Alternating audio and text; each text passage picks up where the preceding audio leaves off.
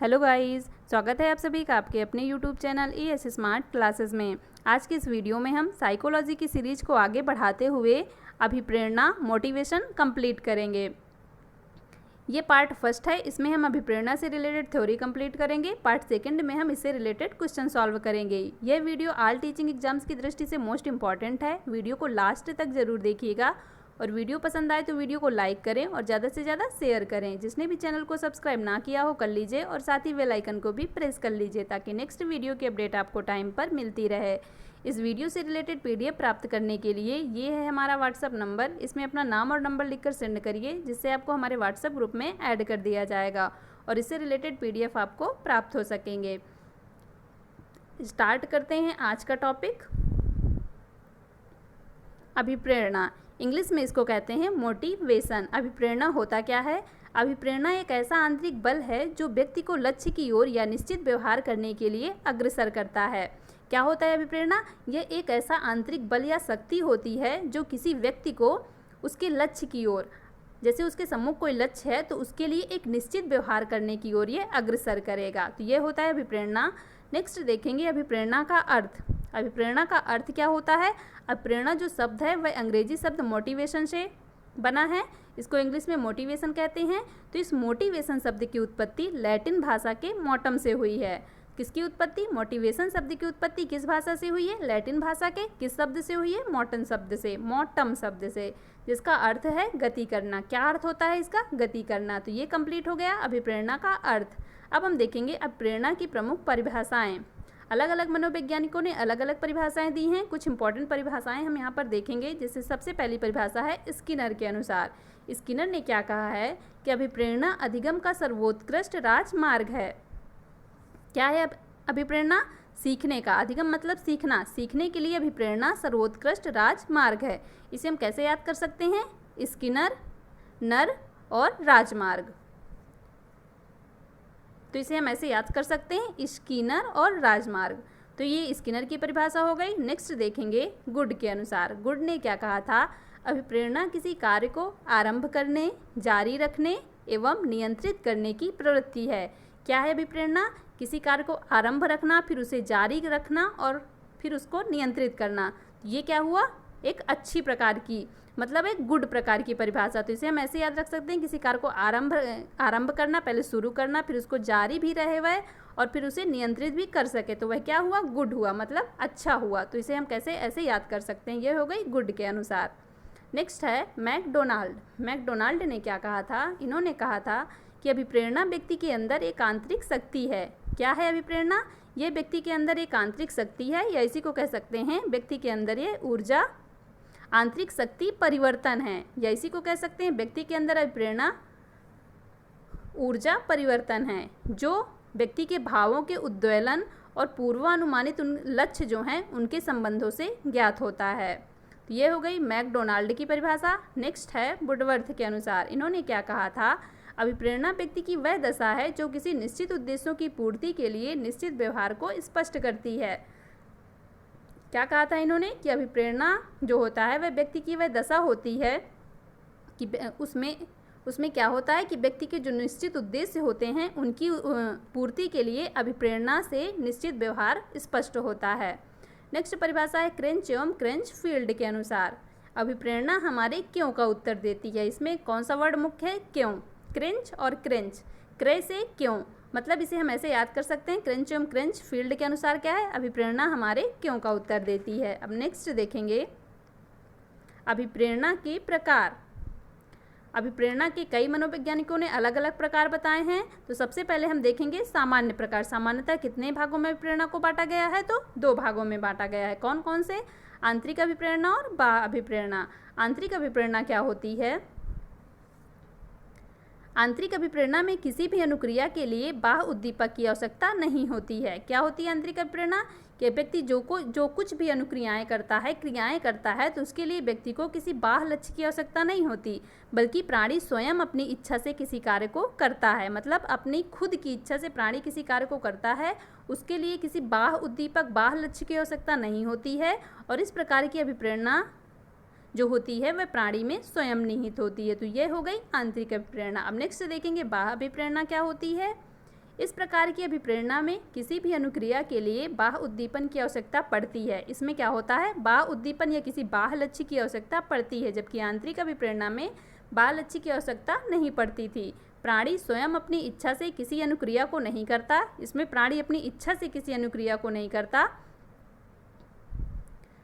इस प्रकार की अभिप्रेरणा में अंतर्गत प्रशंसा, निंदा, पुरस्कार, प्रतिद्वंदिता आदि आते हैं। तो क्या होता है, इसमें प्राणी अपनी इच्छा से किसी अनुक्रिया को नहीं करता, बल्कि वह किसके लिए करता है, प्रशंसा, निंदा, पुरस्कार, प्रतिद्वंदिता, इन सब के लिए किसी अभिक्रिया को करता है। तो ये हो गई बाह्य अभिप्रेरणा, जिसमें बाह्य उद्दीपन, बाह्य लक्ष्य की आवश्यकता होती है और स्वयं अपनी इच्छा से नहीं बल्कि बाह्य उद्दीपन, बाह्य लक्ष्य को प्राप्त करने के लिए व्यक्ति अनुक्रिया करता है। तो ये दोनों प्रकार हो गए अभिप्रेरणा के। ये कैसे थे, ये सामान्यतः थे। अगर बिना किसी मनोवैज्ञानिक का नाम लिए पूछे तो हमें यही लगाने हैं, बाह्य और आंतरिक। अब नेक्स्ट देखेंगे मैस्लो के अनुसार अभिप्रेरणा के प्रकार। मैस्लो ने अभिप्रेरणा के कितने प्रकार बताए हैं, 4 प्रकार बताए हैं। कौन कौन से, जन्मजात प्रेरणा, अर्जित प्रेरणा और हैं तीसरी व्यक्तिगत प्रेरणा और चौथी सामाजिक प्रेरणा। तो सबसे पहले हम यहाँ पे देखेंगे जन्मजात अभिप्रेरणा। जन्मजात अभिप्रेरणा क्या होती हैं, यह अभिप्रेरणा जो होती हैं प्राणी में जन्म से ही पाई जाती हैं। इसके अंतर्गत कौन कौन सी आती हैं, भूख, प्यास, काम, विश्राम, प्रेम, क्रोध, मलमूत्र त्यागना आदि। ये सभी जो अभिप्रेरणाएं होती हैं ये प्राणी में जन्म से ही पाई जाती हैं। तो ये क्या हो गई, जन्मजात प्रेरणा। नेक्स्ट देखेंगे अर्जित प्रेरणा। अर्जित प्रेरणा क्या होती है, प्रतिष्ठा, पुरस्कार, सम्मान। प्रतिष्ठा, पुरस्कार, सम्मान आदि ये सभी क्या होती है, अर्जित प्रेरणा। ये प्राणी में जन्म से तो होती नहीं है, इनको प्राणी अर्जित करता है। समाज में प्रतिष्ठा, पुरस्कार और सम्मान ये सभी प्राणी द्वारा अर्जित किए जाते हैं। तो ये क्या हो गई, अर्जित प्रेरणाएं। इस प्रकार की अभिप्रेरणा व्यक्ति शिक्षा, मानसिक परिपक्वता एवं वातावरण के संपर्क में आकर प्राप्त करता है। नेक्स्ट देखेंगे व्यक्तिगत प्रेरणा। ये क्या होता है, इस प्रकार की अभिप्रेरणा व्यक्तिगत अनुभवों द्वारा प्राप्त की जाती हैं, जैसे आदत, आकांक्षा स्तर, जीवन लक्ष्य, मद व्यसन, रुचि, मनोवृत्ति तथा अचेतन अभिप्रेरणा होती है। क्या होता है, ये जो व्यक्तिगत अभिप्रेरणा होती हैं इसको व्यक्ति अपने अनुभवों के द्वारा प्राप्त करता है। इसके अंतर्गत आदत को व्यक्ति अपने अनुभवों के द्वारा प्राप्त करता है। आकांक्षा स्तर, जीवन के लक्ष्यों को, मद व्यसन, रुचि, मनोवृत्ति, इन सभी चीज़ों को व्यक्ति अपने अनुभवों के द्वारा प्राप्त करता है। तो ये हो जाएंगी व्यक्तिगत प्रेरणा।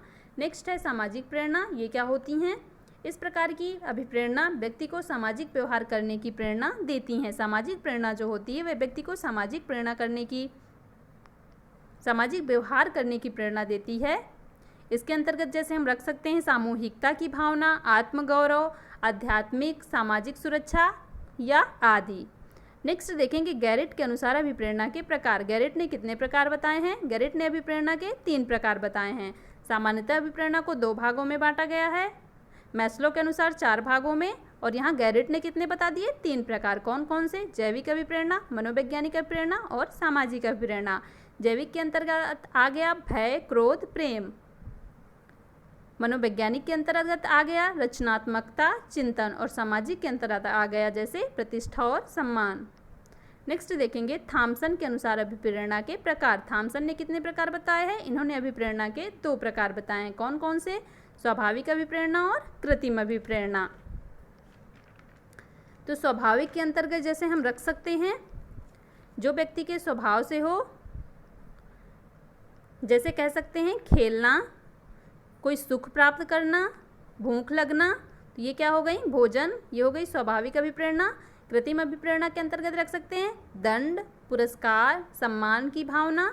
ये सब चीज़ें क्या होती हैं, कृत्रिम अभिप्रेरणा। दंड, पुरस्कार, ये कृत्रिम अभिप्रेरणा है। तो ये हो गए थॉमसन के अनुसार 2 प्रकार। अब नेक्स्ट देखेंगे अभिप्रेरणा के स्रोत या संघटक। अभिप्रेरणा के स्रोतों को या संघटकों को कितने स्रोत हैं, 4 स्रोत हैं। कौन कौन से, आवश्यकता, चालक, उद्दीपक या प्रेरक। ये सभी एक दूसरे से संबंधित हैं। इनको जब अभी समझाएंगे तो ध्यान से सब लोग सुनिएगा। तो पहला है आवश्यकता। आवश्यकता क्या होती है, आवश्यकता क्या होती है, प्रत्येक जो प्राणी होता है उसकी कुछ न कुछ आधारभूत आवश्यकताएं जरूर होती हैं जिसके अभाव में उसका अस्तित्व संभव नहीं होता है। जैसे हम ले सकते हैं जल, वायु, भोजन, ये प्राणियों की आधारभूत आवश्यकताएं हैं। इनके व्यक्ति कोई प्राणी जिंदा नहीं रह सकता है, उसका अस्तित्व संभव नहीं है।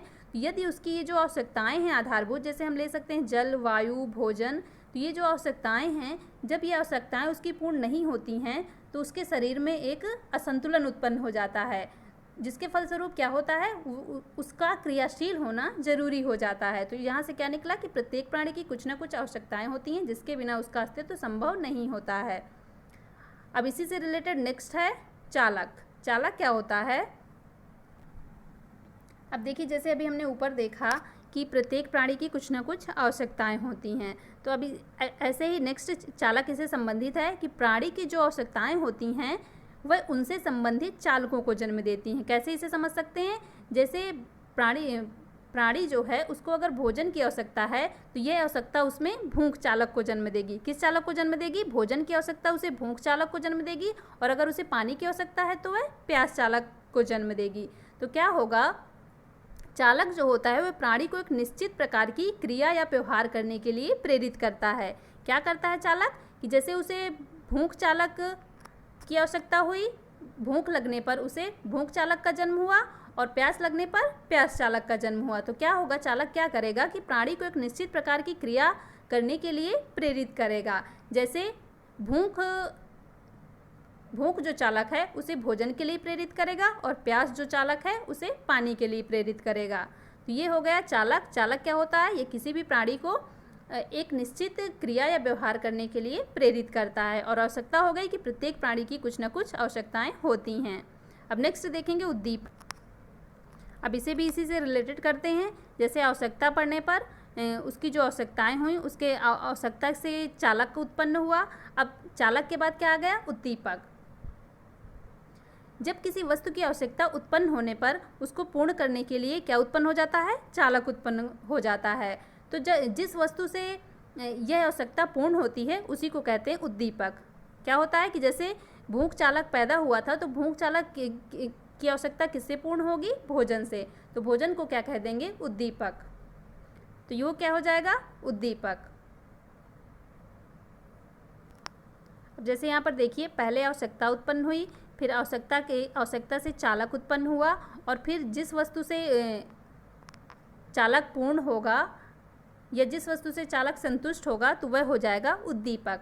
अब इसके बाद नेक्स्ट देखेंगे प्रेरक। प्रेरक क्या होता है? प्रेरक ये होता है जो हमारी आधारभूत आवश्यकताओं से उत्पन्न होने वाली प्रेरक वे बल या शक्ति होती है जो व्यवहार को दिशा और उद्देश्य प्रदान करती है। अब जिससे हम उद्दीपक को प्राप्त करेंगे तो उसको ये प्रेरक क्या प्रदान करेंगे? उचित दिशा और उद्देश्य कि कैसे क्या करना है। तो ये हो जाएगी प्रेरक, या इसी को कह देंगे अभिप्रेरणा। तो कंप्लीट हुआ। प्रत्येक प्राणी की कुछ आवश्यकताएं होती हैं, फिर उससे चालक का जन्म होता है, और उसके बाद क्या होता है? चालक की जिससे पूर्ति होती है। जैसे भूख लगने पर भूख चालक का जन्म हुआ, तो उसका किससे पूर्ति होगी? भोजन से। तो भोजन क्या हो जाएगा? उद्दीपक। और फिर उसके बाद क्या होता है? प्रेरक। प्रेरक क्या होता है कि ये जो व्यवहार होता है उसको उचित दिशा और उद्देश्य प्रदान करता है। नेक्स्ट देखेंगे अभिप्रेरणा की विशेषताएं। फर्स्ट है अभिप्रेरणा अधिगम का मुख्य चालक हृदय, पथ प्रदर्शक, सर्वोत्तम राजमार्ग है। ये सभी परिभाषाएं ले ली गई हैं कि अभिप्रेरणा जो अधिगम का है मुख्य चालक है, हृदय है, पथ प्रदर्शक है और सर्वोत्तम राजमार्ग है। नेक्स्ट है अभिप्रेरित व्यक्ति में निरंतरता होती है। अभिप्रेरित जो व्यक्ति होते हैं उनमें निरंतरता होती है। वो किसी कार्य को निरंतर जब तक लक्ष्य को प्राप्त नहीं कर लेते तब तक उसको करते रहते हैं। नेक्स्ट है अभिप्रेरित व्यवहार में व्यक्ति चयनात्मक क्रियाएं करता है। अभिप्रेरित जो व्यवहार होता है उसमें व्यक्ति क्या करता है? चयनात्मक व्यवहार करता है। जो आवश्यक होता है वही व्यवहार करता है, इधर उधर की क्रियाएं नहीं करता फालतू की। नेक्स्ट है अभिप्रेरित व्यक्ति कोई भी कार्य देने पर बड़ी उत्सुकता से परिणाम प्राप्त करने के लिए उस कार्य को करेगा। मतलब अभिप्रेरणा से उत्सुकता उत्पन्न होती है और व्यक्ति बड़ी ही खुशी से, उत्सुकता से जब तक लक्ष्य कोई प्राप्ति नहीं कर लेता तब तक उस कार्य को करता है। नेक्स्ट है अभिप्रेरित व्यक्ति का ध्यान एक ही व्यक्ति या एक ही कार्य पर केंद्रित रहता है तथा प्राप्ति का कार्य विद्यार्थी के लिए सुगम हो जाता है। क्या होता है कि अभिप्रेरित व्यक्ति का जो ध्यान होता है वह एक ही कार्य पर रहता है। जिस कार्य को वो कर रहा है उसी कार्य पर रहेगा, इधर उधर फालतू उसका दिमाग नहीं भटकेगा। नेक्स्ट है अभिप्रेरणा व्यक्ति में ऊर्जा परिवर्तन लाती है। ये भी परिभाषा थी कि अभिप्रेरणा व्यक्ति में ऊर्जा परिवर्तन लाती है और उसको प्रेरित करती है किसी कार्य को करने के लिए। नेक्स्ट है, इसमें भावात्मक पक्ष अधिक उग्र होता है। क्या होता है, इसमें जो व्यक्ति के भावात्मक, अगर किसी व्यक्ति को अभिप्रेरित किया जाता है तो उसको भावात्मक पक्ष अधिक उग्र होता है। नेक्स्ट देखेंगे अभिप्रेरणा के सिद्धांत। अभिप्रेरणा के कुछ प्रमुख सिद्धांत निम्नवत हैं, जैसे पहला है मूल प्रवृत्ति का सिद्धांत। किसने दिया था इसे? मैकडुगल ने। मैकडुगल ने 14 प्रकार की मूल प्रवृत्तियां बताई हैं, जिसमें 14 प्रकार के संवेग होते हैं और उन्हीं से संबंधित 14 प्रकार की मूल प्रवृत्तियां होती हैं। तो किसने बताया था? मैकडुगल ने। ये आपको एक वीडियो में बताया जा चुका है मूल प्रवृत्तियों के बारे में, संवेग के बारे में।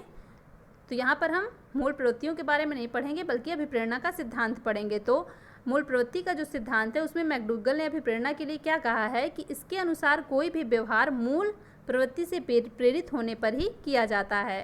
क्या कहा है मैकडुगल ने? कि जो भी व्यवहार किए जाते हैं वह मूल प्रवृत्ति से प्रेरित होने पर ही किए जाते हैं। नेक्स्ट है अभिप्रेरणा का मांग या आवश्यकता का सिद्धांत। इम्पॉर्टेंट है ये किसने दिया था? अब्राहम मैस्लो ने। इसे हम मांग का कह सकते हैं या आवश्यकता का। अभिप्रेरणा का मांग का सिद्धांत या अभिप्रेरणा का आवश्यकता का सिद्धांत, इसे दिया था अब्राहम मैस्लो ने। इसके अनुसार क्या होता है? इसके अनुसार मनुष्य अपनी मांगों या आवश्यकताओं से क्रिया करने के लिए प्रेरित होता है। क्या होता है कि मनुष्य की जैसे विभिन्न मांगें होती हैं, उसकी बहुत सारी आवश्यकताएं होती हैं, तो उसी की वजह से मनुष्य क्रिया करने के लिए प्रेरित होता है। इन्होंने 5 प्रकार की मांगें बताई हैं। कौन कौन सी देखते हैं आगे। जैसे फर्स्ट मांग है व्यक्ति की शारीरिक मांग, सुरक्षा की मांग, समाज की मांग, सम्मान की मांग, आत्मसिद्धि की मांग। ये 5 मांगें ध्यान दीजिएगा, ये भी इम्पॉर्टेंट हैं। तो क्या अब्राहम मैस्लो के अनुसार कि प्रत्येक जो व्यक्ति होता है उसकी कुछ ना कुछ आवश्यकताएं, मांगें होती हैं, उन्हीं से के लिए वह क्रिया करने के लिए प्रेरित होता है। नेक्स्ट देखेंगे अभिप्रेरणा का मनोविश्लेषणवादी सिद्धांत। किसने दिया था इसे? सिगमंड फ्रायड ने। सिगमंड फ्रायड ने 3 प्रकार के मन बताए हैं, अचेतन, अर्धचेतन और चेतन। आगे बताएंगे आपको, इस वीडियो में नहीं, जब व्यक्तित्व पढ़ाएंगे तब उस वीडियो में बताएंगे। तो इसका फर्स्ट पॉइंट है, इनके अनुसार व्यक्ति के व्यवहार को अचेतन प्रेरक प्रभावित करता है। अचेतन प्रेरक मतलब अचेतन मन। सिगमंड फ्रायड जो हैं इन्होंने सर्वाधिक अचेतन मन पर बल दिया है। इन्होंने माना है कि जो व्यक्ति में 90% होता है, अचेतन मन जो होता है वह 90% होता है। तो क्या किस पर इन्होंने बल दिया है? इन्होंने कहा है कि अचेतन प्रेरक व्यक्ति के व्यवहार को प्रभावित करता है और व्यक्ति के अंदर अभिप्रेरण का जन्म अचेतन मन से होता है। अभिप्रेरण का जन्म किससे होता है? अचेतन मन से। उन्हीं गतिविधियों पर कार्य करने के लिए प्रेरित होता है जो उसे आनंद देती हैं। क्या होता है कि व्यक्ति उन्हीं गतिविधियों पर कार्य करने के लिए प्रेरित होता है जो उसे आनंद देती हैं। नेक्स्ट पॉइंट है मनोविश्लेषणात्मक सिद्धांत अहम तथा व्यक्ति की आत्मधारणा पर बल देते हैं। मनोविश्लेषणात्मक ये जो सिद्धांत है ये किस पर बल देता है? अहम तथा व्यक्ति की आत्मधारणा पर। अहम व्यक्ति की उत्तेजनाओं अर्थात अवचेतन अचेतन के आरंभिक भाग का नियमन करता है। तो यहाँ व्यक्तित्व के 3 प्रकार हैं, इदम, अहम, परम अहम। और सिगमंड फ्रायड ने 3 प्रकार के मन बताए हैं, अचेतन, अर्धचेतन, चेतन। अचेतन इदम से संबंधित है, अर्धचेतन अहम से संबंधित है और चेतन परम अहम से संबंधित है। तो यहाँ पर क्या कहा गया है कि जो व्यक्ति की उत्तेजनाएं अर्थात अचेतन के प्रारंभिक भाग का नियमन कौन करता है? अहम करता है। नेक्स्ट पॉइंट है इसी भाग को नियमित सुख भोग की आकांक्षा प्रवृत्ति विद्यमान रहती है। किस भाग में विद्यमान रहती है? अचेतन मन में। अचेतन मन जो होता है वह इदम से संबंधित होता है और इसी इदम को ही कहा जाता है इच्छाओं का भंडार ग्रह। मतलब इसमें अनियमित सुख भोग की आकांक्षा की प्रवृत्ति विद्यमान रहती है। तो इसमें बस एक पॉइंट आपको याद रखना है, जहाँ पर आ जाए अचेतन मन, अचेतन प्रेरक या अचेतन मन, तो वहाँ पे आप सीधे सिगमंड फ्रायड लगा दीजिए, वो आपका राइट हो जाएगा। नेक्स्ट उपलब्धि अभिप्रेरणा का सिद्धांत। किसने दिया था इसे? डेविड सी मैक्सी लैंड ने। क्या होता है ये? इनके अनुसार प्राणी क्रिया करने के लिए इसलिए प्रेरित हो जाता है क्योंकि उसे बहुत बड़ी उपलब्धि चाहिए। इन्होंने क्या माना कि प्राणी इसलिए क्रिया करने के लिए प्रेरित होता है क्योंकि उसे बहुत बड़ी उपलब्धि चाहिए। तो ये हो गया उपलब्धि अभिप्रेरणा का सिद्धांत। नेक्स्ट है सक्रियता का सिद्धांत। ये क्या होता है कि किसने दिया था इसे? सॉल सेब्री एवं मैलगो ने। इस सिद्धांत के अनुसार व्यवहार की दक्षता पर सर्वाधिक महत्व देता है। यह सिद्धांत क्या करता है? व्यवहार की दक्षता पर सर्वाधिक महत्व देता है।